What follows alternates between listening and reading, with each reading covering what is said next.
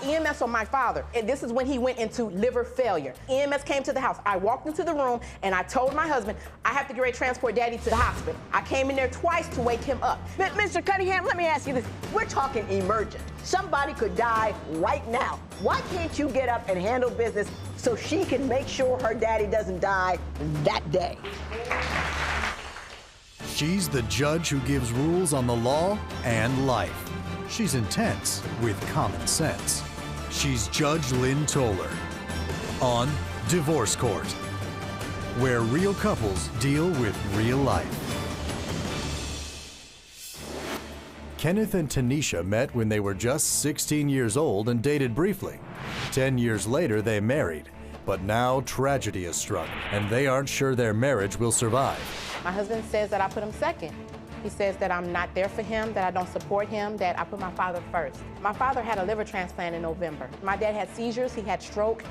When I have to work all 30, 40 hours, whatever it is, I don't come home sometimes. When I come home, I gotta cook the food. I gotta clean the house. I gotta wash the dishes. Will this relationship be the ultimate test of for better or for worse? Today on Divorce Court. All rise. Court is now in session. The Honorable Judge Lynn Toller presiding. You may be seated. Good day, ladies and gentlemen. I'm here today with Kenneth Cunningham and Tanisha Cunningham. Mr. and Mrs. Cunningham, the two of you have been married for 6 years, and you have one child together. You do not, however, want to be married anymore. We are going to talk about some financial issues. Both of you are countersuing one another for different specific items, and I will get to that momentarily. I'm going to start with Ms. Cunningham and ask her why we're in divorce court today. My husband says that I put him second. He says that I'm not there for him, that I don't support him, that I put my father first. My father had a liver transplant in November. Okay. My father went downhill after that. It took me away from the house. Yes, it did. I do admit it took me away. My father went to, he was in the hospital once, came out, and then went back again in February 1st for liver rejection. And it took me away. Liver rejection meant that my dad had seizures, he had stroke, and I'm a registered nurse. So I felt it my duty to be there for my father like my father has been there for me after all these years. Did he get a new liver? He got a new liver. Yes, he did. He got a new liver. Now my husband feels as if like what I've been doing is neglecting my kids and neglecting my husband. And I agree. I totally agree. Yes, I did do that. Yes, I did step away from the house. Yes, I did maybe stop washing dishes and not doing the laundry. Yes, I did do that. I did do that. But the point of it is that I did miss my husband, and I did miss my kids in the meantime. And the only thing that I asked my husband was to do was just bear with me during this time when my father is sick and detrimentally needed the help, and be as a husband and just support me during that duration. Fill in the gap. Now, Mr. Cunningham, she makes an interesting case. She says, I'm a good wife to have been, but there's been a crisis. And I'm filling in for that crisis. Why can't you have her back? The thing is, first of all, I mean, I support our father as well. When he moved in with us, I had no problem with it. I love her dad just like he's my own father, right? But the thing is, when I have to work all 30, 40 hours, whatever it is, a day, you know, well, you can't work 30 hours. I don't come home. I don't come home. I work over. I'm a truck driver. I'm a truck driver. So I don't come home sometimes. When I come home, so that means that responsibility is still on me. Stop. When I come home, I gotta cook the food. I gotta clean the house. I gotta wash the dishes. You know what I'm saying? Give you an example. I was out driving, right, and I ended up getting stuck in the mud. I had to dig myself out the mud with a screwdriver. I'm out all night long. When I come home, I take a shower, get in the bed.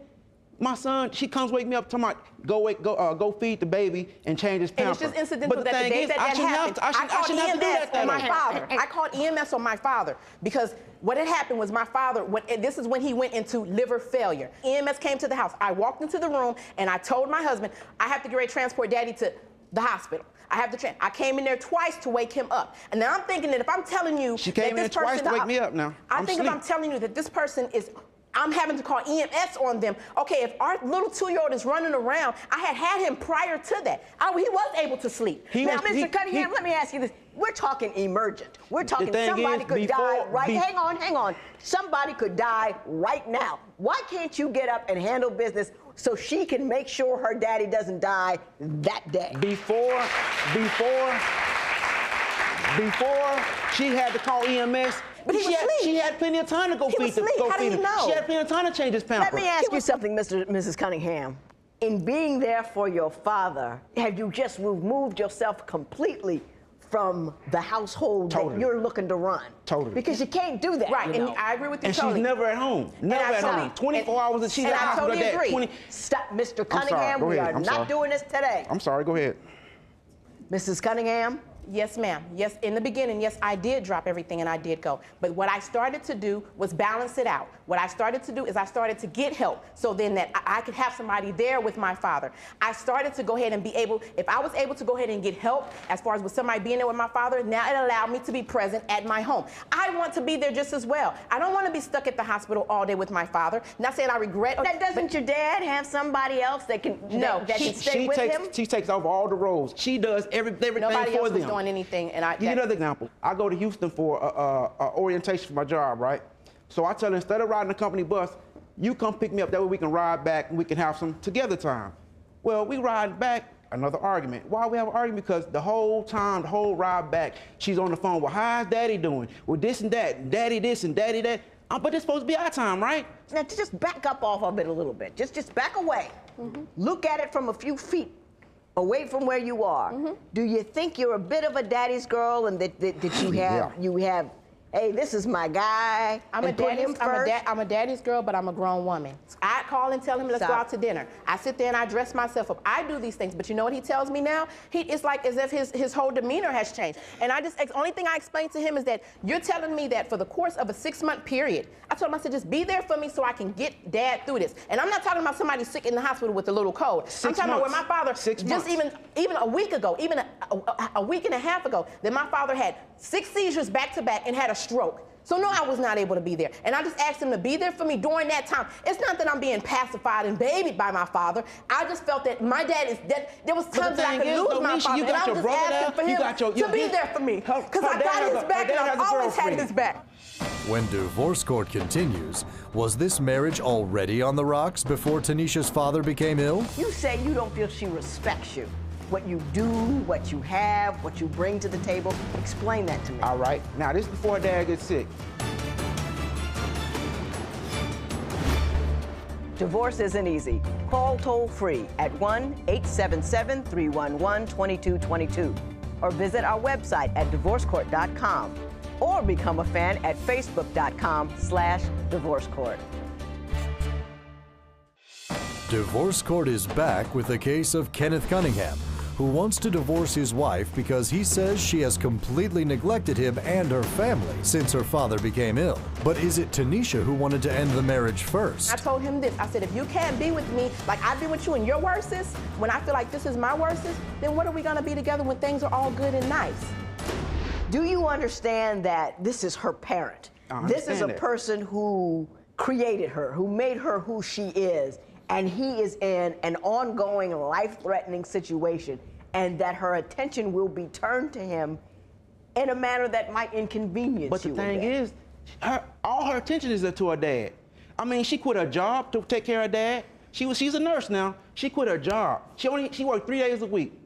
She had 4 other days a week to go take care of your dad. She quit her job. She can be there 7 days a week. But there's guidelines for him. I didn't quit my job. The thing that happened is, when my father was in ICU. When last time you went to work? My father was in ICU. And for the first 2 weeks that I told my job, you know what I'm saying, I've been with the job for 3-4 years. Only thing they told me, because they know how I am, they said, Tanisha, just go ahead and get your father situated, and when you're ready, just come back. What I think we're dealing with here is that you did kind of get sucked up in your father's health care to a point where you abandoned the other people around you. Everybody. And I think that there are other members of the family who you should require to step up so you don't lose the members of the family that you have. And you can't quit your job in order to do something like that. And you know what, Judge told her that, and I did require some of my family members to do that, but let me say that nobody wanted to step up. Nobody wanted to step up. I had to be there. Nobody was there for him. I was there for about the first 4 months. For the first 4 months. Now, let me say this, I do now have help. And the only thing that I was asking him to do is bear through the storm with me. Right. For better or for worse. So bearing through the storm is one thing, but completely extricating yourself from the situation. Okay, let me ask you That's how we felt. Mr. Cunningham, let me ask you this. You say you don't feel she respects you. What you do, what you have, what you bring to the table. Explain that to me. All right. Now, this is before her dad gets sick. We bought a house, right? Now, me and her together, we decided what we're going to do with the house. We're going to paint the kitchen this color. We're going to do the floors this way. We had everything planned out, right? Well, I don't know when she talked to her dad about it or whatever, but we go to Home Depot. Now, mind you, if we doing this house, we should be at Home Depot, right? Right. Just me and her. And now, the different colors we had chose, everything's out the window. But that's not true. I didn't change. Then what color is the house right now? What color is the house? I didn't change the color of the house because of my dad. I liked it, the color of the house, and I liked the color. That's bull. I can tell it. Something that you did in suggested it, so she conjunction went with it. Stop. Is it something that you did in conjunction with your father? No. Only thing that my dad paid Believe for. me, that's a lie. That's a lie. Okay. Yeah, I know what your husband's problem is. Your father is the man in your life. Exactly. And he doesn't feel like the man in your life. Exactly. And I know you have reasons why you're doing what you're doing with respect to your father, but when you get married, you have got to make sure that your husband knows he's the number one king in your house. And he has. But he doesn't know. But if you know what, though? Ms. Cunningham, if he has, you wouldn't be here. Yeah, but you know what? I asked him for divorce. No, I've asked him for divorce. I asked him for divorce. I asked him to divorce me about 2 months ago. Because the thing about it is I was balancing it all with the kids, with him, calling and doing this, and he didn't want to sign the divorce papers. I told him, I said, you know what? Since he told me that maybe we need to separate during the time that your dad's in the hospital, and then maybe get back together when your daddy gets better. And I told him this. I said, if you can't be with me like I've been with you in your worstest, when I feel like this is my worstest, then what are we going to be together when things are all good and nice? That's all I was saying. When divorce court continues, will Tanisha accept Judge Lynn's challenge? I want you to ask for 30 minutes a day of her attention. Can you give him that 30 minutes a day for the survival of your marriage and the stability of your children? If you would like your case heard on divorce court, call us toll-free at 1-877-311-2222 or log on to our website at divorcecourt.com. And follow us on Twitter @DivorceCourt. Divorce Court returns with the case of Tanesha Cunningham, who says she wants to divorce her husband because he doesn't support her efforts to care for her ailing father. But is she doing the right thing by devoting so much of her time to her father when her husband and children need her too?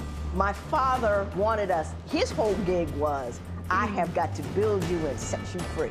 And I think that's what your father wanted for you. How's your daddy right now today? My daddy right now today is still in the hospital. He's still recovering. He has help, and we're trying to get through it. Okay. You know, my dad took 5 years to die. My sister was a doctor, I was a judge, and we used to sit in the bed with him and all that kind of stuff.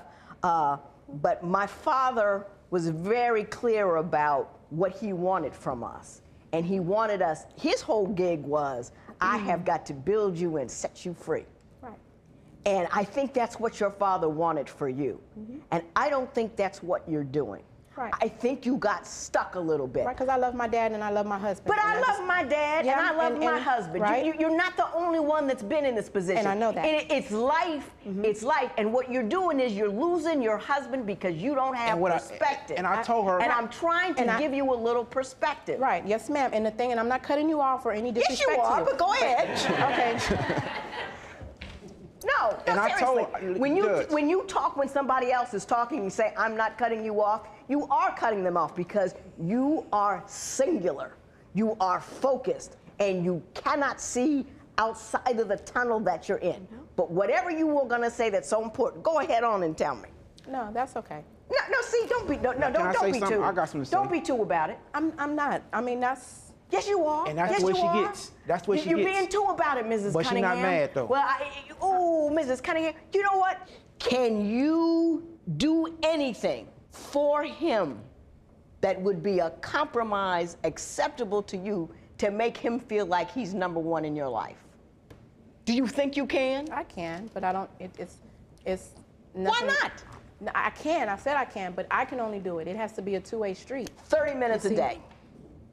I want you to ask for 30 minutes a day of her attention, her time, her thought, eye to eye, hand to hand, maybe you can get a little lip to lip going. Just 30 minutes every day to rekindle because you're good people, all of that goodness you have in each other. Can you give him that 30 minutes a day? You're not going to talk about your kids. You're not going to talk about daddy. You're not going to talk about anything. 30 minutes. Can you do that for the survival of your marriage and the stability of your children? Can you do it?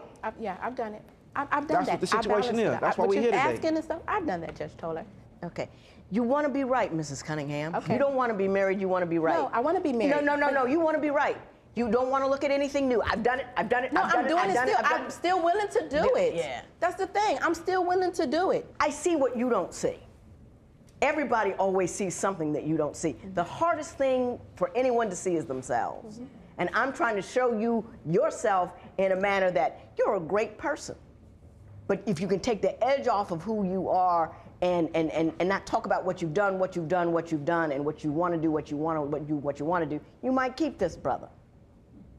Mr. Cunningham, in return for that 30 minutes, you make sure you're there and you're present and you're concerned for that 30 minutes. Can you do that? Yes, ma'am. When divorce court continues, what advice will Judge Lynn have when Tanisha pours her heart out in chambers? If I'm coming and I'm crying to you because my father is on his last breath, and all you could do is tell me, well, we don't all live forever.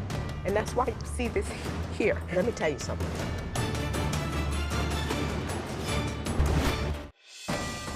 Divorce court returns with the case of Kenneth and Tanisha Cunningham, whose 6-year marriage is on life support while Tanisha devotes herself to her father's recovery.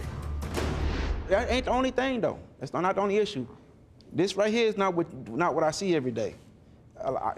No combing the hair, no clothes. She wear a rag on her head all the time. You know what I'm saying? And that right there, I'm hoping that she can step it up a little bit. She never comb her hair. And when I tell her, this is the attitude I get. And I'm like, why are you getting mad? I'm not mad. Don't expect it all the time, but get it once a week. Can you do it for them once a week? Miss Judge. Men like to look. Never. And you want to keep them looking at you. So can you give it to them once a week? Once a week. You know what I mean? Can you just once a week? And don't ask for any more than once a week because she's struggling. Just that's all I ask for. All right. So that's what we're going to do. So basically. You have something you want to say? No, ma'am. So basically. Do you feel like I heard you? I don't think you do. No, you heard. I mean, what? I mean, I'm just. You're an entrenched thinker, Mrs. Cunningham, and that's dangerous business. Okay? Think new. Don't only go steady with your ideas. Never marry them. Okay?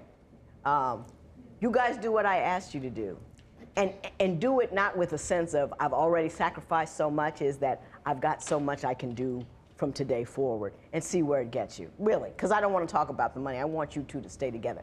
Give it a shot. We're going to have somebody, Deanie Kramer, talk to you about marriage counseling, and I hope that you guys will make it. There will be no recovery in this matter. It is so ordered. All rise. Parties may leave the courtroom. Tell me, because I know you didn't get to say what you wanted to say. Tell me what you feel and what you wanted to say. I take any advice that I get and I put it inside me and I see what it is that I can do.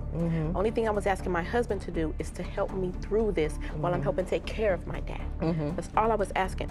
But in the process of that, he was not there for me.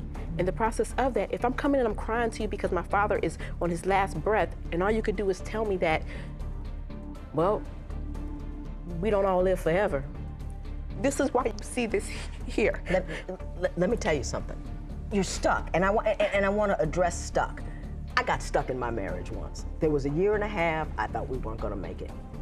And I got stuck because I've done everything. I've tried everything. I'm doing this and that, and nothing was working. And my mother told me, she said, babe, what you're doing isn't working. What you have to do is step back and do something different.